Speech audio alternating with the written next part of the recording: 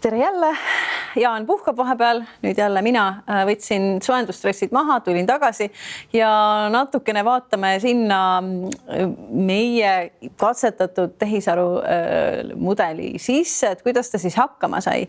Ja slaidil näete ka seda pikka tabelit nüüd lahti võetuna väiksemateks osadeks, et mida siis umbes selline idealistlik, hästi tark tehisaru umbes võiks teha ja see nimekiri ei ole nagu selles mõttes, see ei ole ideaal, see ei vasta inimkonna tarkuse kõige kõrgemale levelile kindlasti mitte. Sinna võiks ilmselt asju juurde panna, võib-olla miski on liiane.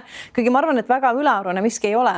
Aga tõsi on see, et kõiki neid asju, mida siin slaidil näha on, ilmselt ei saa teha ühe korraga igal pool. Aga ma usun, et paljud neist võiksid nii-öelda sellise rahuliku, aeglase, mõnusa teadmist konstrueeriva õppimise juures ikkagi läbi käia. Seesama see, et kuidas üldse lahendada metakognitsioon, kuidas üldse planeerida. Eelteadmiste aktiveerimine kõigile õpetajatele selge, miks see oluline on, eks ju. Et ikkagi need arukad, targad küsimused, mille näited me hiljem vaatame. Ja siis, aga ikkagi ka need metakognitiivsete teadmiste aspektid, nagu et aga ole nii mõnus tehisaru, et anna märku, miks sa just niimoodi lased õpilasel õppida. Eks ju, et anna märku, miks sa siukseid asju teed, anna märku, miks sa teda nii-öelda edasi ei lase väga kergesti. Ja aita tal aru saada endal, kui ta ei oska midagi, aita tal nii pikalt oma mõtted harutada, kui ta ise leiab üles, et oot, kas ma tegin siin vea näiteks, eks ju, kuidas oma vigu analüüsida, eks ju, seesama vigade analüüsimise aspekt, mida klassiruumis me tegelikult ju kogu aeg väga oluliseks peame. Ja seesama kontekstide vaheldamine, millest on võib-olla ka palju juttu, aga milleks võib-olla ei ole alati aega. Et seda võib teha ka väga lihtsalt, kui õpilane on midagi justkui mõistnud, on ju, niipea kui ta üritab mingi uue näite kasvõi tuua, juba see on sama asja uues kontekstis harjutamine. Nüüd me läheme edasi, siis võib-olla nagu ajaloo teadmisi on raskem lapsel uues kontekstis harjutada, aga neid loogikavigu, mida nad õppisid, et neid juba tegelikult ju väga hästi saab ja nii edasi. Aga jah, tõsi on see, et neid näiteid analüüsides loomulikult ja kui me neid siin oleme nüüd vaadanud pikka aega, mis tuleb vastu on see minu enda või ma arvan, et meie grupi see ainealaste teadmiste nõrkus, et mingisugused vead me tunneme ära, aga võib-olla kõik ei tunne. Teisalt igas aines on oma nii-öelda pedagoogiline eriteadmine, et kuidas just nimelt matemaatikat või ajalugu või geograafiat on tark õpetada, et tegelikult see on alles võib-olla tuleviku muusika, et tehisaru hakkab ka andma väga spetsiifiliselt nii-öelda, kui on tegemist matemaatika ülesandega, siis just nimelt matemaatika didaktikas, matemaatika õppes ennast hästi tõestanud ülesande tüüpe või harjutusi. Aga lähme nüüd mõningate näidete juurde ja üritades olla, tean, et on augusti lõpp ja kindlasti ollakse töölainel, aga võib-olla ka mitte nii väga ja võib-olla on tüütu seda kuulata, et proovida natukenegi ka siin luua sellist väikest interaktiivsust. Ma toon siin minu teada 6 näidet praegu, neid võiks rohkem tuua, aga siin on siis sellised visikesed vestlusjupid mudeli ja õpilase vahel. Ma olen siit välja kangutanud need sellised suured kirjavead, nii et päris mõnes kohas õpilane päris nii ei kirjutanud või ka mudel mõnes kohas oli natukene ähmasem, aga idee oli umbes selline, nagu siin näha on, et kui näiteks seda näidet vaadata, et kuidas sulle vaatajana tundub, et kas kui tehisaru midagi sellist teeb, et kas see võiks toetada sellist sügavamat mõtlemist, sügavamat õppimist ja kui jah, siis miks ja kui ei, siis miks. Et selline mõttepaus, ma hingan korraks ja sina loomulikult vaatajana võisid teha sellise väikse kohvipausi ja selle üle mõtelda, panna mind pausi peale. Aga et näiteks selles näites võiksin pigem arvata mina seda vaadates, et see on pigem hea näide tehisaru käitumisest. Ehk siis, et isegi kui see õpilane ütleb midagi, mida võiks lugeda nagu õigeks enam-vähem, siis tehisaru ei ütle, jah, hästi, lähme edasi. Et ta teeb seda, mida me võiksime teha nii valede kui õigete lahenduste puhul või vastuste puhul, eks, et ma tahan ikkagi aru saada, kuidas ta täpselt mõtles, kuidas see mõttekäik tal käis, kuidas ta sinna jõudis. Ja ta ei taha sellist väga umbmäärast või üldist selgitust, vaid ta ikkagi ajab seda õpilast ikkagi nagu täpsemalt oma mõtet sõnastama. et isegi kui õpilane ise arvab, et talle sai selgeks, et küsimus, kas kõik said aru, lähme edasi, et antud juhul see mudel ei tee seda, ma panen korraks selle uuesti ette, eks ju. Et ta nagu kinnitab, et õpilane leidis justkui näite, aga et mine täpsemaks, et kus täpselt selles argumendis või selles näites, mida sina siis tõid, on ikkagi see nii-öelda see viga, selle konkreetse loogika või argumentatsiooni vea vastu eksimine. Et iseenesest tore asi, mida teha. Teine näide. Et mudel ütleb, siin õpilase lauset ei ole, sest ega seda väga ei olnudki, sest see, mida mudel siin ütleb, järgnes ühele pikale tiraadile, kus ta lihtsalt andis teksti moele kohta. Ja nüüd siis nagu küsib õpilase käest midagi jällegi, et milleks seda pidada, kas pigem heaks või halvaks näiteks ja miks. Saate rahulikult korra mõtelda. Ja no vot, ei tea nüüd, kuhu teie mõte läks ja ma ei tea, siin ei ole nagu ühte õigest vastust, aga mina näiteks ütleksin, et see pigem ei toeta õppimist eriti. Et see on pigem selline väide küsimuse nahas, ma panen korraks selle väite tagasi, et kui seda küsimust lugeda, siis see küsimus on tegelikult hästi suunav, et kui seal on olnud paarist aspektist ajaloos juttu ja siis küsitud kas küsimus, siis tegelikult ta väidab justkui, et küsides kas küsimuse, aga siin on väga-väga suur vastus on juba sellesse küsimusse sisse pandud, ehk siis jah, justkui õpilane peaks justkui vastama ja selleks oma mõtet liigutama, aga tegelikult ta ei pea looma siin selgitust, on ju, et see sõnastus kuidagi vaikimisi annab märku, et mis on õige ja ei eelda mingit selgitust ja põhjendust.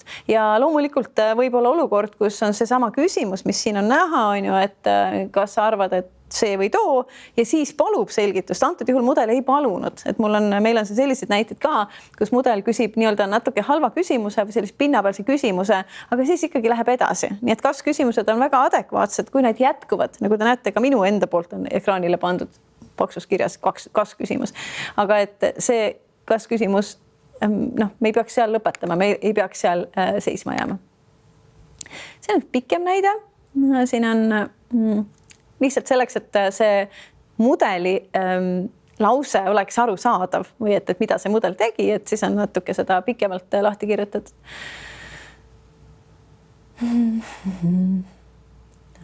Te loete.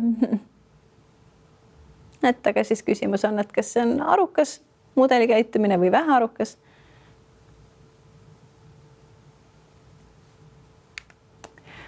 Ja siin jällegi ma arvan, et ei ole nagu võib-olla enam keeruline mõista, et isegi kui õpilane ei näita, mis võib-olla nagu pealiskaudne, võib-olla natuke kiirustav, et siis jällegi mudel taaskord ütleb, et stopp, et me ei torma siit edasi, isegi kui sul on ähmane arusaam, et me ikkagi võtame selle lahti, et me tahan aru saada seda mõttekäiku selle vastuse all ja võib-olla kui see vastus ei olnud nii õige, siis ideaalis tegelikult ta see õpilane ise hakkab märkama, et oot, kas see läheb nüüd kokku selle loogika või olemusega, see näide. Ja tõsi on see, et nii nagu selles piloot oli selles mõttes realistlik, et lastel võib-olla oli natukene nagu kiire seal, tavakoolis on neil ka sageli kiire, aga et me tegelikult tahaks unistama sellisest maailmast, kus laps ei peaks nagu aja peale tormama, eks ju, et see võib-olla võtaks ka maha natukene seda, et laps tegelikult sellisele küsimusele, mis isegi tehisaru poolt oli nagu mõistlik, ei jätaks reageerimata. Ja järjekordne näide.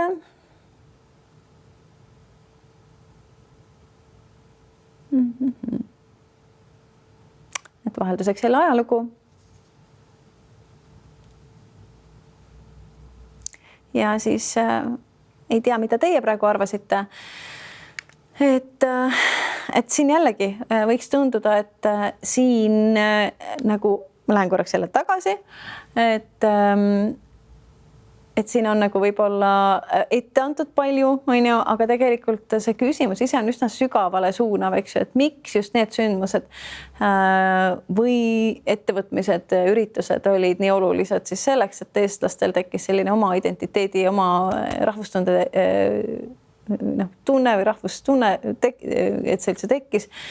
et mis siis nende asjade juures oli see oluline, et tegelikult, mis mulle õudselt meeldib, et tehisaru midagi sellist tegi, ma seal tõesti olen natuke isegi imetlen, et niimoodi ta oskas küsida, et ta suunas ikkagi nagu täpsemalt täpsustama, et miks just teatud üritused võivad mõjutada meid viisidel, nagu nad siis on mõjutanud.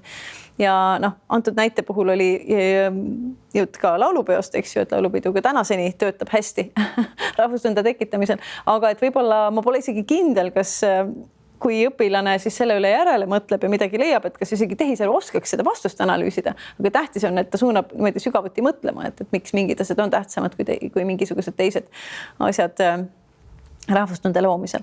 Et jällegi tekitas tõsist lugupidamist mudeli vastu.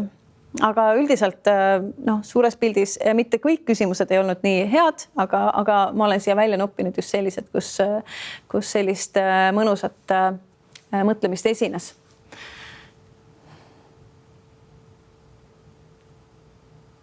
Nii, järjekordne 5. näide. Ja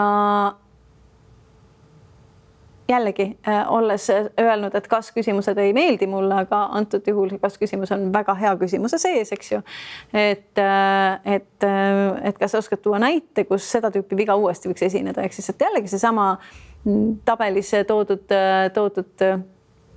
kriteerium, et uue konteksti leidmine sellele näitele, et proovi aru saada, kas sa saad aru, kuidas see sama asi uues kontekstis, uutes tingimustes võiks välja näha. Et see on ikkagi mõnes mõttes üks kõige võimsamaid selliseid õppimise olukordi, eks ju, et kui sa pead rakendama uues olukorras ja see tuleb välja, see tuleb õigesti välja, siis me võime olla üpris kindlad, et sa tegelikult saad sellest aru, millest me räägime. Ja mis on eriti äge selle näite puhul, lähen korraks veel tagasi, et mudel on nii arukas, et ta ütleb, et miks ma seda küsin, et see aitaks mul mõista, kuidas aru saada ja saame sealt edasi minna. Et loomulikult võiks neid lauseid, mida tehisaru siin põhjenduseks ütleb, väga erinevaid tekitada, aga ma arvan, et see on ka päris hea, päris tore. Ma imestan, et ma olen nii häid näiteid siia pannud, et ei tahtnudki halbu näiteid väga tuua, aga et see viimane siis nendest sellistest mõtlema ärgitavatest on siis selline. Vaatame korraks selle peale.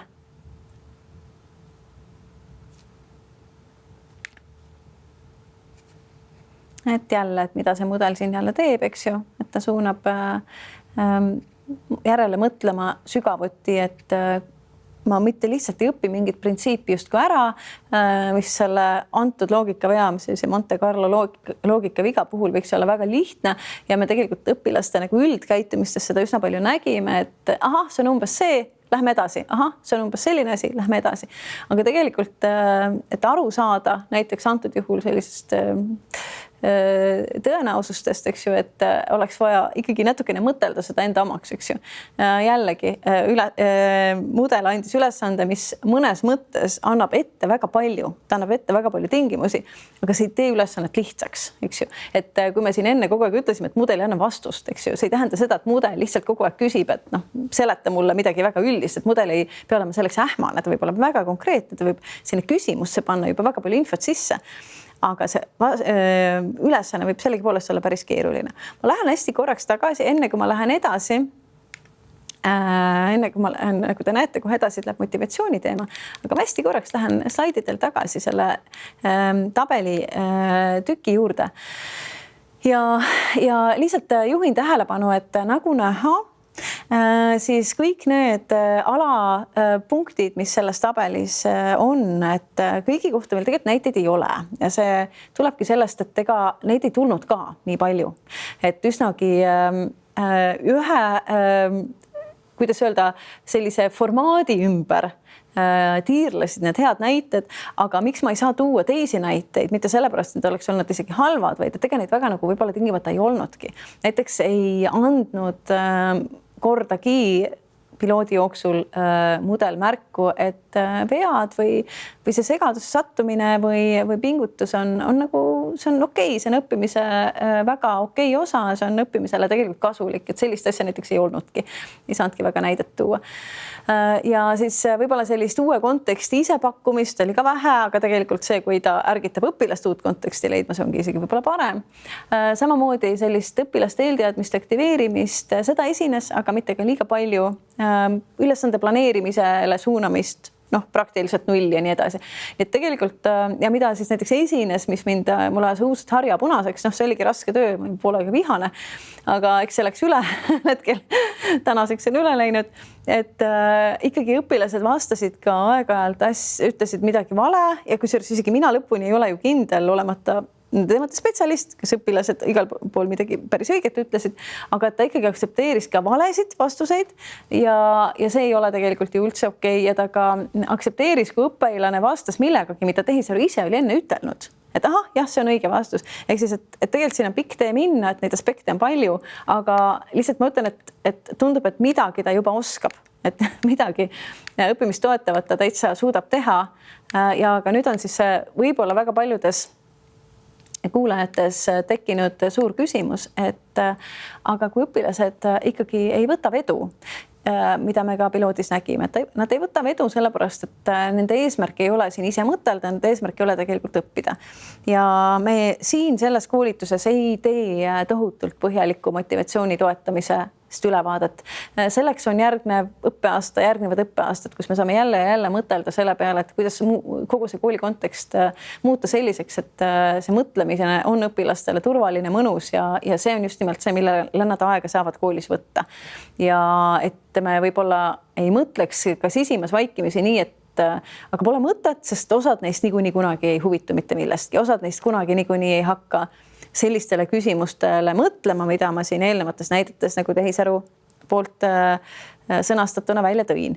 Et me võiks sellest lahti lasta ja mõelda, et võib-olla inimestena saame motivatsiooni toetada väga palju rohkem, aga ka seesama tehisaru võiks ju olla, kuna tegemist on dialoogi või suhtlussituatsiooniga, me teame, et enne seda, kui me jõuame üldse selle õppimiseni jõuda, meil on vaja ikkagi esmatähtsana see motivatsiooni komponent paika saada ja see on keeruline, nagu me oleme kõik ilmselt iga päev kokku puutunud selle motivatsiooni teemaga, me teame, kui keerukas see on ja siin selles tabelis, selles suures promptis või kuidas seda käännatakse, viibas ei ole kõike sees, mida saaks üldse panna sinna sisse. Kindlasti on neid alateemasid veel, aga siin on mõned, siin on mõningad võib-olla olulised aspektid, et kuidas võiks olla see üldine hoiak või suhe või suhtumine ja me teame, et tehisaru kui selline tahab olla väga suur sõber, et sa jääksid tema külge kinni,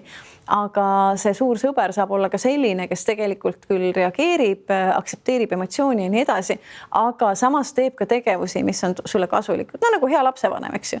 Et ta võib olla küll väga soe ja hooliv ja toetav, aga see ei tähenda, et ta lubab kõike, eks ju. Tehisaru, et tänane tehisaru võib-olla on liiga pehmo õppimise mõttes. Et üks kõige nagu ka nüüd võib-olla näidetesse, mis kohe tulevad, näha on, et võib-olla see kõige nõrgem pool, nii nagu me võib-olla inimesena ka oleme kõige rohkem hädas sellega, et kuidas toetada seda, et see õpitav oleks õppija vaatest mõtestatud.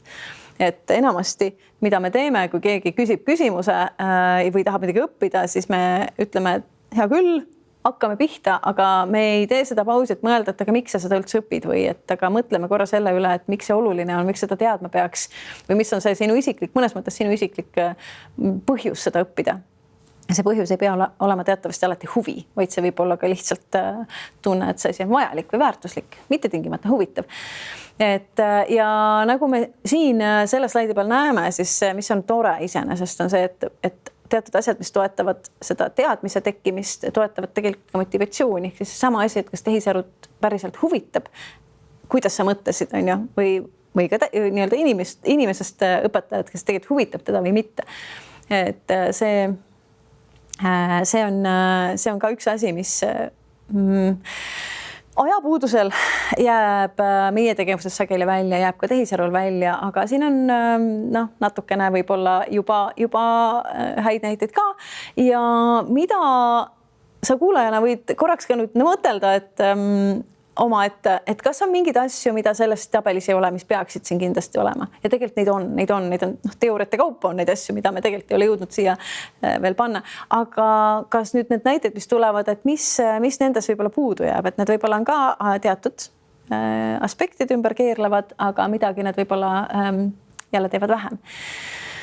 Aga jällegi mudeli käitumine. Et siis küsida, et kas kui tehisaru ütleb nii, reageerib nii, kas võiks toetada sellist mõnusat õpilasest endast lähtuvat autonoomset motivatsiooni, kui siis miks? Ja kui mitte, siis miks? Ja siis jällegi loodan, et panite mind pausi peale ja tegite selle mõtlemispausi ise ära, ei vaadanud kohe vastust, on ju.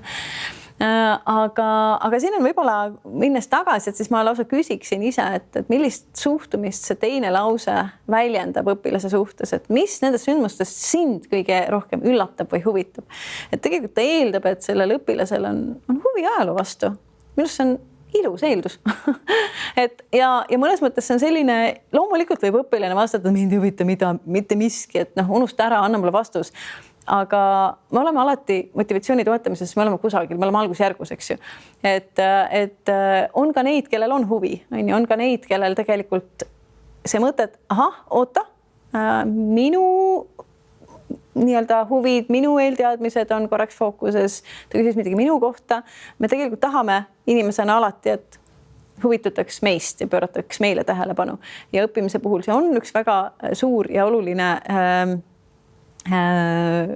kuidas öelda, superpower jällegi, et kui me näitame, et see õpilane meid huvitab, tema mõttekäigud huvitavad, võib-olla tema huvid huvitavad meid, tema fookus, et see, kuhu ta oma mõttega on rohkem nagu pidama jäänud, et mille üle ta on rohkem mõtelnud, et siis tegelikult see minu huvi tema vastu toidab tegelikult tema huvi aine vastu ka. Eks, et ta näeb, et ma olen selles valdkonnas keegi, kelle mõtteid tahetakse kuulata. Et selles väljendub ka omamoodi lugupidavus õpilase suhtes, et ma võtan tema perspektiivi arvesse, tema huvide mõttes, tema eelteadmiste mõttes, selles mõttes, mis tal praegu keelel ja meelel on, eks ju, et võib-olla ta esimest korda märkas selles materjalis midagi, millest ta nüüd saab aru, et ta ei saa aru, ta tahaks seda võib-olla välja pursata ja paisata. Ja tõsi on see, et kui meie eeldus on see, et ta mitte mingil juhul huvisid ei ole, ega tal siis ta ei saagi neid väljendada, isegi kui on. Aga kui meie eeldus on, et tal on need huvid, eks ju, ja tal on võimalus neid väljendada, siis need, kellel need on, võtavad selle võimaluse rõõmuga vastu, eks ju. Ja teised võib-olla tunnevad lihtsalt sel hetkel, et see suhtumine on mind märkav, eks ju. Isegi kui neil sel hetkel nende reaktsioon ei väljenda seda, et nad tahaks kohe sisuliselt vastama hakata sellele küsimusele. Teine näide. Siin on nüüd õpilase lause ka. Ajaloo kohta. Ütle mulle sündmuseid ja mida mudel siis teeb, kukub puristama sündmuseid. Ja kuidas see üldse kõik motivatsiooniga seotud on? Võiks küsida. Ja teie mõtlesite oma kodudes või töökohtades või kus iganes teil mõnus seda kuulata on oma vastuse peale, oma põhjenduse peale. Mina näen selles versioonis sellist tegelikult küsimust, et miks vastuse kohe välja paiskamine, miks see motivatsioonile halba teeb. Et tegelikult ta teeb nagu kaude, et mõnes mõttes ta hakkab õpetama ilma veendumata, kas õpilasel on üldse mingisugunegi mõtestus, et kas ta on mõtestanud kuidagi seda endale vajalikuna. Et see võib olla väga pisike mõtestus, ta võiks korraks teha selle pausi iga kord ja mõelda, et täna, miks see mind huvitab, mis asi selles minu jaoks põnev võiks olla. Sest see lihtsalt muudab hästi natuke sellist psühholoogilist nagu sihikut, nihutab rohkem sinna suunas, et õpilasel on lihtsam ennast tööle panna, kui ta on korrakski teinud selle pausi, et mõtelda, okei, aga mina selle asja suhtes, eks ju. Ja see ei tähenda see, et see peab olema lapsele praktiliselt kasulik. See pole üldse see tasand. Aga see võib olla ka, teadmised võivad olla ka üldised. Nad ei pea olema alati tingimata eluliselt kasulikud, aga lihtsalt see, et miks see mind võiks huvitada. Seal võib olla, eriti gümnaasiumiealistel ikkagi pigem mingi põhjus juba olemas. Ja selles näites ma panen korra selle mudeli vastuse tagasi. noh, võib-olla te leiate siin muid probleeme ka sellest näitest, aga et mina keskendun sellele, et ta tegelikult ei huvitu sellest, et õpilane oma eelteadmisi aktiveeriks, ehk siis ta tegelikult ei eelda, et õpilane midagi juba teab, et tal on juba mingisugune nii-öelda positsioon, hoiak olemas, mida ta sellest asjast mõtleb, et see kõik on täiesti tühi-tähi hetkel mudeli jaoks. Nii, veel üks näide.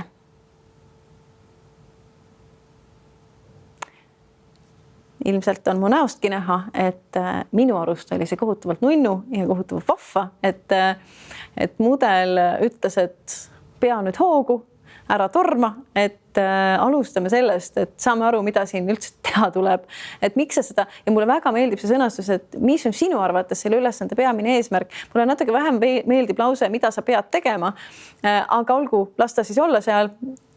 Mudel oleks võinud juba vaid teada enne seda viimast lauset. Aga et jah, et ta ei kuku lahendama, ta ei kuku õpetama, vaid ta tegelikult see mudel nii-öelda pidurdab ka iseennast, eks ju, et ta ei torma edasi. Ja ta mõnes mõttes viib tähelepanu, et mõtestamata ülesannet võib-olla ei tohigi teha, et tasub teha neid, mille puhul me saame aru, miks me seda teeme, mis selle ülesande eesmärk on, kuhu see tahab välja jõuda ja mida sa sellest peaksid õppima. Ja me ei saa vaikimisi eeldada, et õpilased, et kui kunagi kusagil on igasuguste teemade puhul seda eesmärki arutatud, et see ikkagi õpilastel aktiivne on. See tegelikult ei ole aktiivne. Neil on aktiivne see ülesanne, et midagi on vaja kaelast ära saada. Et see on pigem tõenäoline. Et me tegelikult mõnes mõttes jõuga tahame suunata õpilast nagu pidurdama selles olukorras seda pinnapealset eesmärki, mis hiilib haridusse sisse ja suunata neid selles suunas, et nad mõtlevad korraks, et ahah, et mida me siis üldse teeme. Ja muidugi siin on võimalik võtta veel 2 tasandit, et me mõistame ülesannet korralikult, aga ta võiks ka veel küsida, et mis on sinu eesmärk selle ülesande suhtes. Aga ja, veel üks näide.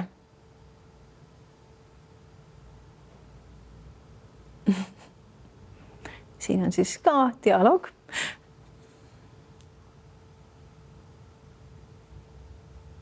Et ma usun, et nüüd muidugi panite pausi peale ja natuke mõtlesite, et siin võib-olla pole nii ühene see vastus, et mis siin ette toimub, et siin toimub võib-olla nii head kui halb on ja et võib-olla see teine pool, kus õpilane ütles, mul on minut teie käbe, et väga realistlik olukord, eks ju, mudel kukub tagasi nii-öelda, kuidas öelda, tavalisse sellisesse igapäeva kõigile kasutatavasse mudelisse, kus ta lihtsalt ütleb, mis värk on.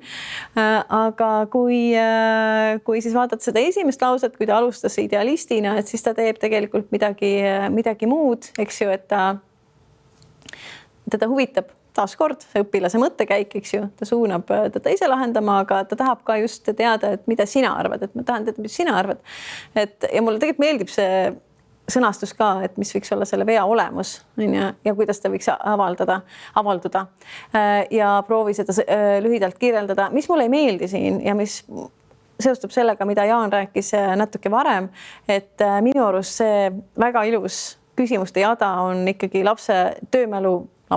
noore, teismelise töömälu üsnagi ülekoormav eeldusel, et nad õpivad siin asja, mis ei ole neile võib-olla varasemalt tuttav. Et võib-olla ei peaks ühes selles pöördumises olema kõiki neid. Võib-olla saaks kõigepealt küsida, mis on selle vea olemus. Et proovime selle lahti harutada. Et kiirustab. Aga jah, et see mudel tõesti unustab iseennast kohe ära ja iseenda printsiip lükkab kohe kõrvale, kui õpilane ütleb, et tee käbe. Seda vastust siin ei pea lõpuni läbi lugema. Võite lihtsalt natukene silmad üle lasta. Matemaatikaõpetajad juba hoiavad peast kinni. Aga paparampara, kõik teised võib-olla korraks isegi peavad mõtlema, et mida siin õieti öeldakse. Aga põhiküsimus ei ole mitte see, et mida see mudel siin tegi, vaid et ikkagi see, mida ta seejuures ka ei teinud. Et mis mind väga, see näide, ma pean tunnistama, et see näide nüüd ei ole päriselt mudelist, vaid see on üks selline, parandan, tegelikult on ka mudelist ühest teisest kohast, kus ikkagi ka mudel vastas õpilasele. Et siin õpilane tegelikult eksis ja ta eksis mõnes mõttes sellises nagu ta tegi üsna robustse vea, eks ju. Et mida võiks see mudel sellisel hetkel teha? Ta võiks ju tegelikult seesmiselt ikkagi punaseks minna, et kui ta siukse vea nüüd tegi. Aga selle asemel, et öelda, et kuidas on, võiks ta uurida, et kust see viga tuleb, sellepärast, et eriti kui õpilased teevad mõnes mõttes siukseid nagu fundamentaalseid vigu, seal võib olla see, et ta ajas sõna segamini või et ta lihtsalt ei mäleta täpselt, aga ta olemust mõistab. Aga tegelikult kõik need veakohad on nagu kõige parem kingitus igale mudelile, igale õpetajale või õpiassistendile. Et see on see põnev koht, kus peaks tegema pausi, hakkama uurima, sa mõtled, tuleta, hakkame mõtlema, mis see üks mõiste on, mis see teine mõiste on, mida see tähendab. Ja see oleks suurepärane võimalus, et õpilane saaks uuesti läbi käia oma peas, rekonstrueerida neid teadmisi, eks ju. Aga samal ajal toetab see ka motivatsiooni, kui mudelit õpetajat huvitab siis see, mis see mõte seal taga on, eks ju. Et see, et õpilane saab rääkida, et ta saab dialoogis olla, tegelikult on motivatsiooni tugi samamoodi, nagu see on mõiste arengu, mõistete kujunemise tugi. Ja siin on jälle 6 näidet kokku, et see on siis praegu selline viimane näide. Et jällegi mudel suudab pidurdada, et kui tõesti niimoodi see assistent toimiks, siis ta annab märku, et me ei lähe edasi, kui see mõtlemine, mida õpilane teeb, on nähtavaks muudetud. Ja siin siis selles näites see mudel teeb justkui midagi sellist, mida selles vahetult eelnenud matemaatika ülesandest ta ei teinud. Ja me tegelikult tahame ja me teame kõik õpetajad, kes seda iga päev koolis kogu aeg teavad, et õpilased ikkagi harjuvad ja suhteliselt ruttu ära kogu aeg põhjendama ja selgitama, kuidas nad mõtlevad, et õpilased saavad üsna ruttu aru, et mitte see vastus ei ole väärtus, on ta õige või vale, vaid see mõttekäik, mis selleni viis, on see väärtus ja just seda läbikäimist, seda harjutamist on vaja. Ja see on täpselt see asi, mis siis kukub tavalise tehisaruga meil ära. Ja kui me nüüd läheme, nüüd neid slaide siin tegelikult ei ole. Kui me nüüd läheme korraks tagasi selle tabeli juurde, mis siin alguses oli nende mõningate üksikute aspektidega, siis mida me siin küll üldse ei näe, mida me tegelikult selles piloodis ei näinud, ei olnud väga selgelt näha, et mudel üritaks aru saada, mis tasemel õppija on. Jällegi, mis on tegelikult, see on fundamentaalne, see peaks olema esimene asi, mida teeb iga masin, mis üritab õpetada või ka inimene. Ta üritab aru saada, mis seis on. Teisalt muidugi, kui ta hakkab ülesandeid andma, siis see, kuidas õpilane reageerib, juba annabki ta laimu, kas see on liiga lihtne või liiga raske. Aga väga selgelt sellist taseme uurimist tegelikult mudel veel ei teinud, et kohandada. Et kui ta küsis ka häid küsimusi, siis need olid natuke nagu sõltumatud sellest, et mida see õpilane seal tegelikult vastu andis, milliseid reaktsioone õpilaselt tuli. Ja kas või ka see esimene, eks ju, mis peaks toetama nii autonoomia tunnet kui seotuse tunnet, eks ju, õpilase vaatenurga võtmine, no pigem vähe mõtestamise mõningaid väga väikesi näiteid oli ja neid oligi tõesti, neid rohkem ei olnud, ma panin siia kõik kokku, mis tuli. Ja see, jah, erinevate mõttekäikude avamine ja ise mõtlemine, eks ju, et pisut, aga mitte palju ja ikkagi selline julgustamine tuleb muidugi välja siis, kui õpilane päriselt annab märku, et ta vajab julgustust. Antud näites võib-olla lihtsalt ei saanudki neid asju välja tuua. Me oleme vaadanud nüüd mõningaid näiteid ja täitsa selge on see, et see, mida teeb üks hea nii-öelda õpetaja, asendaja üks ühele suhtes õpilasega, temaga dialoogis olles, seda on väga palju rohkem. Et neid hädasid, mis õpilastel on väga palju rohkem, see on mõnes mõttes selline lihtsustus, et me räägime siin praegu, võtsime selle motivatsioonibloki ja siis selle sügava teadmise loomise või mõtlemise ploki, aga tegelikult võib õpilane hädas olla teistes kohtades, näiteks ta võib olla ka hädas näiteks eneseregulatsioonis, tähelepanu hajumises, selles, et ta ei suuda neid infoühikuid tegelikult hallata, mille üle ta peaks mõtlema, aga ta ei oska ka kuidagi märku anda. Ja kas me suudame tehisaru arendada selliseks, et ta suudab tulevikus aru saada, et seal on häda. Et me tegelikult neid aspekte väga ei puudutanud. Samamoodi ei puudutanud me seda, et kui mõni õpilane ei usu üldse, et antud aine talle kuidagi kättesaadav on, et ta arvab, et ta on selles ääretult rumal ja tal ei ole mõtet tegelikult pingutada, sest see ei viiksi niikuinii kuhugi. Jällegi, selliseid õppimisega seotud uskumusi saaks samamoodi ilmselt nii-öelda tehisaruga modifitseerida või toetada mõistlikumaid uskumusi ja veel lisaks terve hulk asju, millest me oleme siin vägagi rääkinud, eks ju, seesama metakognitsiooni toetamine. Me oleme juba raskustes mudeli arendamisel selles mõttes, et kui me ei tea nii hästi selle aine, et need näited, nad alati hakkavad seostama ainega ja need kohad, kus õpilane peaks näiteks mõtlemises pausi tegema või strateegiat vahetama, kus seda siis saab tal alguses nii-öelda viidata, et seda on mõistlik teha ja lõpuks isegi võib-olla eeldada või luua olukordi, kus õpilane saab seda iseendaga teha, iseendale nii-öelda stoppi peale panna või iseennast suunata teistmoodi mõtlema, et neid olukordi ei olegi veel nagu selles katsetuses väga ette tulnud, et see protsess läheb ju edasi. Aga et sellist õpioskuste toetamist me hetkel veel väga selgelt ju ei näinud, eks ju. Et sest lihtsalt senine arendus on ju väga algusjärgus. Ja siis samamoodi motivatsioonist saaks rääkida veel väga paljude nurkade alt, eks, aga see on ilmselt tulevikumuusika. Ja veel kord tasub öelda seda, et nii nagu õpetamine kui selline või õppimise uurimine ei saa kunagi valmis, me ei saa kunagi eeldada, et nüüd on mingi lõplik vahend ühel kindlal kuupäeval olemas, et see selline õppimise toetamise vidin, see peab ja saab kogu aeg edasi areneda. Lihtsalt tore oleks, kui ta ühel hetkel on nii hea, kui head on meie õpetajad just nendeks hetkedeks, kus õpilane on ilma õpetajate, kus ta on üksi. Ja me väga tahaks, et tehisaru tuleks ja toetaks õppimises seda, mis on kõige mõnusam ja targem. Eelkõige aeglus, rahulik, kiirustamata selline mõtlemine, endamaks mõtlemine ja ka metatasandil mõtlemine. Et ta võiks, tehisaru ei peaks tulema ja toetama sellist õppimist, mida me tegelikult näha ei taha. Aga kui me räägime oma ideaalist, rahulikust, sügavast õppimisest, siis sinna võiks ta tulla meile appi ja selleks tegelikult ma usun, et me näeme, et me saame sellise mudeli või sellise lahenduse tegelikult välja arendada.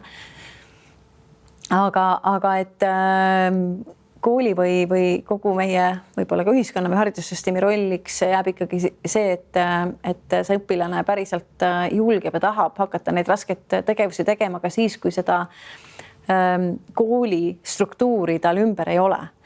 Võib-olla on nii, et mõni õpilane õpib koos oma sõprade õpigrupiga, neil on võib-olla mingisugune väike punt, kellega nad kogu aeg asju arutavad ja seal võiks olla niimoodi, et abi on sellest, et see tehisaru aeg-ajalt küsib teistmoodi, eks ju, et nad tuletavad siis üksteiselegi meelde, et oot, et teeme nii, nagu see tehisaru siin soovitab. Aga üldiselt jah, et kui nagu lapsel pole ühtegi sellist sotsiaalset tuge ümber, siis on väga palju lihtsam minna rumalat teed.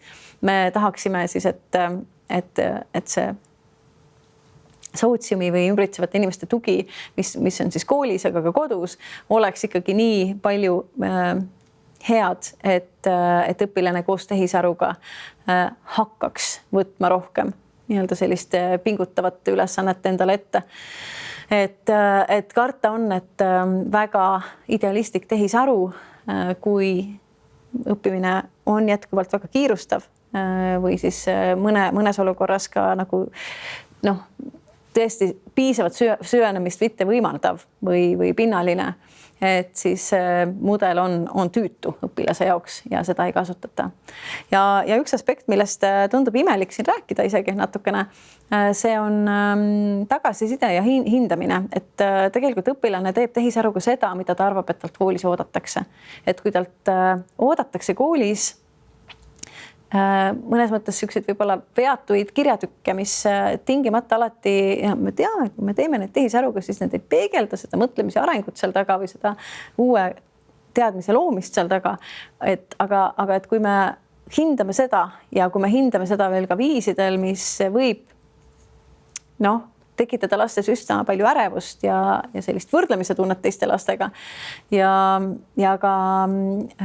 ikkagi vaikimisi tunnet, et need hinded on kõige olulisemad, need eristavad sellised numbrilised hinded, et siis nad ka valivad jätkuvalt tegevusi, mis ei tule neile kasuks. Et ma usun, et see tehisaru, mida me tahame arendada, tugineb nagu eeldusel, et ikkagi selline aeglane, sügav, rahulik õppimine on ka see, mida siis kool tegelikult eeldab ja mida ta väärtustab, aga mille toimumise või tõendamise eest ta siis ei jaga tegelikult neid karistusi ja kiitusi nii sageli. Et mida me tahaksime on see, et selline ideaalis toimuks koolis ja ka kodus hästi palju harjutamist, just mõtlemise harjutamist, lahendamise harjutamist, aga nii harva kui võimalik sellist hindepanemist ja võib-olla siis üldse mitte, sest see on üks varjatud põhjus, miks meil võib-olla see tehisaru ka mitte tõhusalt õppimise kriis täna on. Aga ma panen siia semikooloni, sest need õppimise teemad, nad lähevad edasi siin koolituses, nad lähevad edasi hilisemates õpiringides, koolides, et need diskussioonid alles praegu algavad, et minu poolt on see võib-olla selline stardi või valguspunkt, arutelu alguspunkt, mitte lõpuhetk. Ja neid teemasid tõstatub veel, mida me ette ei kujutagi ja kindlasti ka me näeme veel ja nende teemade üle mõtleme veel edasi ja mida me väga ootame, on loomulikult igasugused küsimused, aga mina nüüd selle koolituse osas tõmban joone alla ja tulevad värsked jõud siia peale.